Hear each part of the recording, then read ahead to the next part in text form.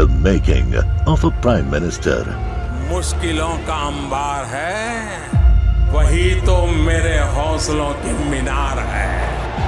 हिंदुस्तान में दो प्रधान दो निशान नहीं चलेंगे। अगर इतनी ताकत ये पाकिस्तान के खिलाफ लगा दे तो आतंकवाद आसान हो गया। हम चुनौतियों से टकरा रहे हैं। सर्जिकल स्ट्राइक और एयर स्ट्राइक करके नए भारत के सामर्थ्य का संदेश भी दे दिया है। तुम उठो, तिरंगा लहरा दो। जननायक नरेंद्र मोदी के 20 वर्ष पुराने भाषणों पर आधारित एक बेहद लोकप्रिय कार्यक्रम क्या कहते हैं नरेंद्र मोदी।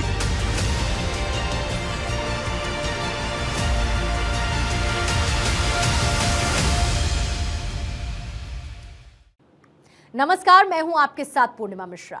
हमारे खास प्रोग्राम क्या कहते हैं नरेंद्र मोदी में आज आपको सुनवाएंगे मोदी का वो ऐतिहासिक भाषण जो उन्होंने 7 जनवरी 2012 को अहमदाबाद में दिया। एक कार्यक्रम के दौरान मोदी ने कहा, जो इतिहास को नहीं जानता वो कभी इतिहास नहीं बना सकता। जो पीढ़ी इतिहास को जानने का प्रयास करती है, इतिहास के प्रति गौरव करती है, वही पीढ़ी इतिहास बनाने का सामर्थ्य भी रखती है। जो इतिहास नहीं जानते वो इतिहास कभी बना भी नहीं सकते। और इसलिए अगर हम एक नए इतिहास को बनाना चाहते हैं तो ये भी उतना ही जरूरी है कि हम इतिहास को जानें। और इतिहास जानने का ये सौभाग्य हमें इन प्रयासों के माध्यम से प्राप्त हुआ है। इस पुस्तक के पहले एक बहुत अच्छा जो काम हुआ वो गुजरात के समुद्री तट के सारे इतिहास को लेकर के एक जो ग्लोबल समिट हुई और वो भी कच्छ के मांडवी में की गई। दूर सुदूर एक कोने में सारे क्षेत्र के ज्ञाताओं ने आकर के अपनी बातें रखी। इस ग्रंथ में उसको भी अच्छे ढंग से समावेश किया गया है। ऐसा कहा जाता था कि गुजरात के समुद्र तट का ऐसा गौरवपूर्ण इतिहास रहा है कि विश्व के 84 बंदरों पर गुजरात का झंडा फहरता था उस जमाने में। विश्व के 84 बंदरों पे ऐसे हम लोग दुनिया भर में फैले हुए थे। और ये गुजरात के ही बंदरों का इतना प्रचार और प्रभाव था कि अंग्रेजों को भी यहां प्रवेश करने के लिए जगह सूरत दिखाई दी थी।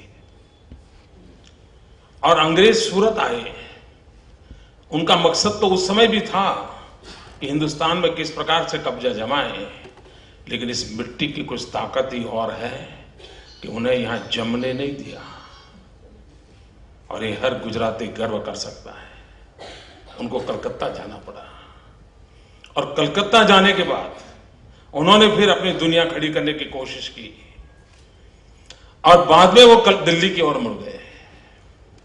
लेकिन उनको भी लगता था, गुजरात से जाते समय उन्हें दिल्ली की तरफ नहीं देखा था, कलकत्ते की ओर देखा था।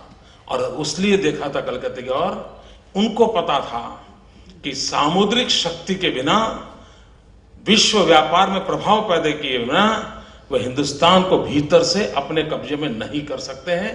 और इसलिए उस कार्य के लिए उन्होंने कलकत्ता को चुना था, समुद्री तट को चुना था। कभी हम महाभारत की कई चीजों को पढ़ते हैं, श्री कृष्ण के कालखंड की बहुत सी बातें हम जानते हैं, लेकिन मैं इतिहासविदों से प्रार्थना करता हूं, पुरातत्वविदों से प्रार्थना करता हूं, माइथोलॉजी का अध्ययन करने वालों से प्रार्थना करता हूं, कभी यह भी खोजा जाए कि श्री कृष्ण की वो कौन सी दृष्टि थी कि मथुरा छोड़ करके समुद्री तट द्वारिका पे आए थे। सामुद्रिक शक्ति की पहचान श्री कृष्ण को होनी चाहिए और उनके मन में कोई सपना रहा होगा कि वे द्वारिका से विश्व को कुछ देना चाहते थे, वरना कोई कारण नहीं था। अच्छा तो ये होता कि वो भी तो मथुरा से दिल्ली चले जाते हैं, युद्ध के लिए तो दिल्ली से आगे गए ही थे, लेकिन उन्होंने दिल्ली जाने का रास्ता नहीं चुना, उन्होंने द्वारिका आने का चुना। मित्र, कुछ तो बात होगी, और इतिहासविदों के लिए यह संशोधन का विषय है कि ऐसा कौन सा कारण था कि जो समुद्र की ओर दुनिया को खींचता था। मित्र, पूरी मानव संस्कृति के इतिहास को देखा जाए तो मानव संस्कृति का पूरा विकास जल के तट पे हुआ है। मानव संस्कृति का विकास जल के तट पे हुआ है। विश्व की हर मानव संस्कृति जल के तट पर विकसित हुई है। अब वक्त बदला है।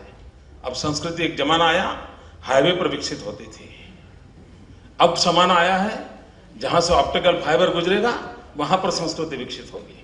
वक्त बदला है, लेकिन वो एक वक्त था जब जल के तट पे होता था, चाहे समंदर हो या नदी हो।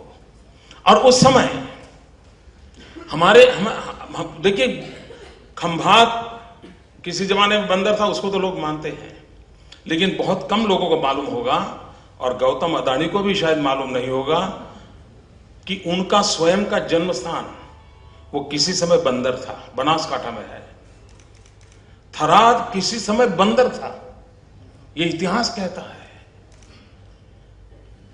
और इसके कारण उस समय हमारे लोगों ने सामुद्रिक शक्ति के माध्यम से कितना सामर्थ्य पैदा किया होगा। मांडवी आज भी जहाज बनाने के उद्योग के लिए मशहूर है, लेकिन प्रथम विश्व युद्ध और द्वितीय विश्व युद्ध में जो जहाजों का उपयोग हुआ था, वो जहाजों का निर्माण गुजरात के समुद्र के सूरत के किनारे पर हुआ था। सूरत के किनारे पर समुद्र बनते थे, और आज भी युद्ध को जिन्होंने प्रदर्शनी में रखा है उसमें सूरत के बने हुए जहाजों को रखा गया है। आज भी दुनिया उसको देखने के लिए जाती है। हमारे अहमदाबाद से नजदीक में 40-45 किलोमीटर की दूरी पर लोथल है। यहां बहुत से लोग होंगे शायद उनका लोथल की तरफ जाना नहीं हुआ होगा। मैं कभी कभी हमारे सरकारी डिपार्टमेंट में शिक्षक विद्यार्थियों को आग्रह करता हूं, आप जरूर जाइए। क्या विरासत थी। और सिर्फ हमारे लोगों ने बंदरों को बनाया था ऐसा नहीं, उन्होंने समुद्र तट के शहरों के विकास का भी एक मॉडल बनाया था। आज जो मुंबई नगरी देख रहे हैं वो बंदर के रूप में उस शहर का आर्किटेक्चर कैसा हो, उनके मकानों के लिए किस प्रकार के पत्थर की जरूरत हो, उन पत्थरों के जोड़ने के लिए किस प्रकार के कैटलिक एजेंट की आवश्यकता हो, इस सारी चीजों का खोज गुजरात की धरती पर होता था। और गुजरात के समुद्र तट से लिए हुए पत्थरों से मुंबई की बिल्डिंगों का निर्माण होता था। यह इतिहास की बारीकियों में अगर हम जाते हैं तो ध्यान में आता है कितना सामर्थ्य था हम लोगों में कि हम दुनिया के अंदर इस बात को करते थे। और आज हम भी चाहते हैं कि जिस द्वारिका नगरी के कारण विश्व में गुजरात मशहूर हुआ था, जिस लोथल के कारण विश्व में गुजरात मशहूर हुआ था, बीच का एक कालखंड ऐसा कट चला गया, गुलामी का कालखंड था। प्रगति के लिए सारे रास्ते रोक चुके थे, हमारे सारे बंदरों का विनाश हो चुका था। उधर बंबई बढ़ता चला जा रहा था, और गुजरात के सारे बंदर धीरे धीरे भरूच हो, सूरत हो, खंभात हो, ये खत्म होते जा रहे थे। मित्रों, जो स्वर्णिम काल था किसी समय गुजरात के समुद्री तट का, भाइयों बहनों, मैं इतिहास की बात करता हूं, साथ साथ में सपने भी देखता हूं। फिर एक बार गुजरात के समुद्री तट का स्वर्णिम युग आप देखेंगे, और आप अपनी आंखों से देख के जाएंगे। हमारे बाद की पीढ़ी देखेगी ऐसा नहीं, आप अपनी आंखों से देख के जाओगे कि गुजरात के समुद्र तट पर विद इन गुजरात नया गुजरात निर्माण होगा। ये मैं साफ देख रहा हूं मित्रों। आज विश्व व्यापार के अंदर भारत का कार्गो का जो व्यापार है, प्राइवेट कार्गो का 80% काम गुजरात के समुद्र तट पर हो रहा है, और अदर देन प्राइवेट कार्गो जो है उसका 30% व्यापार अकेले गुजरात के समुद्री तट पे होता है। और आज ग्लोबल इकोनॉमी के युग में फिर एक बार सामुद्रिक सामर्थ्य का समय आया है, और हमने उस शक्ति को बढ़ाने की दिशा में प्रयास किया है। हम उसी के लिए मरीन इंजीनियरिंग, मतलब मैं हैरान हूं, 1600 किलोमीटर समुद्र का मालिक गुजरात, हिंदुस्तान का सबसे बड़ा समुद्री तट, लेकिन दुर्भाग्य रहा कि मरीन इंजीनियरिंग के क्षेत्र में हिंदुस्तान की सरकार ने एक भी इंस्टीट्यूट गुजरात को नहीं दी। वो दे या न दे, हम अपने बलबूते पर खड़ा करेंगे और मरीन इंजीनियरिंग की दिशा में काम करेंगे। मित्रों, हमारे पूर्वजों का सामर्थ्य कितना है। मैं एक बार नया नया मुख्यमंत्री बना था, तो मेरे 2 विषय ऐसे थे कि मेरी बहुत बड़ी मजाक उड़ाई गई थी। मेरा 1 हफ्ता हुआ था मुख्यमंत्री की, मेरी उम्र का 7 दिन हुए थे, मैं बालक था, और गुजरात चैम्बर ऑफ कॉमर्स ने मुझे किसी समारोह में बुलाया, और ये बड़े बड़े महापुरुष वहां बैठे थे, उद्योग जगत के सभी लोग, और मैंने वहां भाषण किया था। मैंने कहा क्यों न हम समुद्र तट पे बिजली के कारखाने लगाएं और इंपोर्टेड कोल ला करके बिजली उत्पादन करें, और क्यों न हम गुजरात के समुद्री तट पर 20,000 मेगावाट बिजली पैदा न करें। तो बाद में इसे उद्योगकार मित्र थे, क्योंकि मुझे वैसे वो पहचानते नहीं थे, इतना ही पता था नरेंद्र मोदी नाम का कोई इंसान है, कुछ ज्यादा मालूम नहीं था। तो वो चर्चा कर रहे थे कि इनको मेगावाट और 1 यूनिट बिजली, इसका कोई अंतर मालूम है क्या इनको, ऐसे मजाक कर रहे थे। अखबारों ने लिखा था कि ये आदमी गुजरात को कहां ले जाएगा। पूरे गुजरात के 50 साल के इतिहास में 5,000 मेगावाट बिजली पैदा नहीं हुई। पूरा देश 50,000 मेगावाट बिजली कमी को भुगत रहा है, और ये कह रहा है कि गुजरात के समुद्री तट पर 20,000 मेगावाट बिजली हो सकती है। मजाक हुई थी, उस समय का अखबार निकाल दीजिए, काफी मेरी बेइज्जती करने का प्रयास हुआ था। मित्रों, आज मैं गर्व के साथ कहता हूं, 10 साल के भीतर भीतर गुजरात के समुद्री तट पर 12,000 मेगावाट बिजली का उत्पादन हो रहा है। वैसे ही एक विषय मैंने कहा था कि क्यों न हम अहमदाबाद को मरीन सिटी बनाएं, मैरीटाइम सिटी के रूप में क्यों न बनाएं। तो काफी लोगों ने मजाक उड़ाया था, और वो इतना मजाक उड़ाया कि मैं भी हैरान हो गया कि यार मैं बोल तो रहा हूं, लेकिन ये मेरी बात कौन किसके गले उतरेगी। लेकिन मित्रों, मैं अभी एक रिजवान कादरी करके नौजवान है जो इतिहास में खोज करते रहते हैं, उन्होंने एक सरदार पटेल को लेकर के रिजवान बैठा है, अरे वाह तो उससे मेरा मिलना हुआ, तो उसने मुझे एक बहुत बढ़िया डॉक्यूमेंट दिखाया। वो डॉक्यूमेंट देख करके मैं हैरान हो गया। 1894 अहमदाबाद के अंदर रणछोड़ लाल, उन्होंने गुजरात नेविगेशन कंपनी बनाई, और उनका रिजोल्यूशन है कंपनी का कि हम अहमदाबाद को मैरीटाइम सिटी बनाएंगे। और तरीका यह था उनका कि खंबात से एक चैनल करके जहाजों को यहां अहमदाबाद तक लाएंगे, और टेक्सटाइल बिजनेस का ग्लोबल मार्केटिंग करने के लिए उसका उपयोग करेंगे। 1894 में सपना ये गुजरात की धरती पर एक रणछोड़ लाल नाम के व्यक्ति ने देखा था। वो सपना पूरा नहीं हुआ, लेकिन हम दूसरे तरीके से कर रहे हैं। हम धोलेरा को स्पेशल इन्वेस्टमेंट रीजन बना रहे हैं। अहमदाबाद धोलेरा ट्विन सिटी बनने वाला है, और स्थिति ये बनेगी कि अहमदाबाद मैरीटाइम सिटी बन के रहेगा। वो सपना आज मैं अपने आंखों के सामने देख रहा हूं।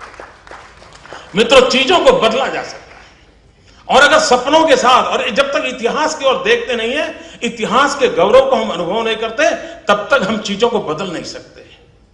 भाइयों बहनों, गुजरात ने इतिहास से बहुत कुछ सीखा है, और गुजरात दुनिया के लिए एक नए इतिहास को बनाने का सामर्थ्य रखता है।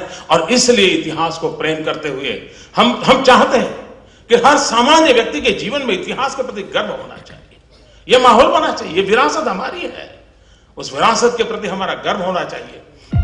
The making of a prime minister. मुश्किलों का अंबार है, वही तो मेरे हौसलों की मीनार है। हिंदुस्तान में 2 प्रधान 2 निशान नहीं चलेंगे। अगर इतनी ताकत ये पाकिस्तान के खिलाफ लगा दे तो आतंकवाद आजाद हो गया। हम चुनौतियों से टकरा रहे हैं। सर्जिकल स्ट्राइक और एयर स्ट्राइक करके नए भारत के सामर्थ्य का संदेश भी दे दिया है। तुम उठो, तिरंगा लहरा दो। जननायक नरेंद्र मोदी के 20 वर्ष पुराने भाषणों पर आधारित एक बेहद लोकप्रिय कार्यक्रम क्या कहते हैं नरेंद्र मोदी।